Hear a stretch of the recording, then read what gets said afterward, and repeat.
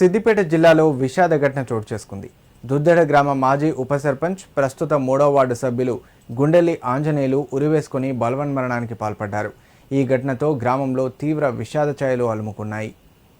సిద్దిపేట జిల్లా కొండపాక మండలం దుద్దెడ గ్రామ మాజీ ఉప సర్పంచ్ గుండెల్లి ఆంజనేయులు ఉదయం అనుమానాస్పద స్థితిలో బలవన్మరణానికి పాల్పడ్డారు.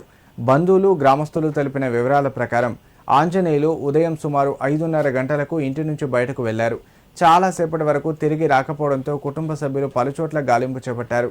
చివరకు గ్రామ శివార్లోని ఆయన ఫామ్ హౌస్లో ఉరేసుకున్న స్థితిలో కనిపించారు. సమాచారం అందుకున్న కుటుంబ సభ్యులు, బంధువులు, గ్రామస్తులు సంఘటనా స్థలానికి చేరుకొని కన్నీరు మున్నీరయ్యారు. ఆంజనేయులు మృతితో ఆయన భార్య, కుమార్తె, వృద్ధురాలైన తల్లిదండ్రులతో పాటు భర్తను కోల్పోయి ఆయనపైనే ఆధారపడి జీవిస్తున్న చెల్లి, ఆమె 2 పిల్లలు తీవ్ర ఆవేదనకు గురయ్యారు. వారి రోదనలు అక్కడున్న వారందరినీ కలిచివేశాయి. సమాచారం అందుకున్న rural CI Vidyasagar 3 town police సిబ్బందితో సంఘటనా స్థలానికి చేరుకొని మృతదేహాన్ని పోస్టుమార్టం నిమిత్తం సిద్దిపేట ఏరియా ఆసుపత్రికి తరలించారు. కేసు నమోదు చేసి దర్యాప్తు ప్రారంభించినట్లు పోలీసులు తెలిపారు. ఆంజనేయులు బలవన్మరణానికి కారణమైన వారిపై సమగ్ర విచారణ జరిపి బాధ్యులపై కఠిన చర్యలు తీసుకోవాలని బంధువులు, గ్రామస్తులు పోలీసులను కోరారు.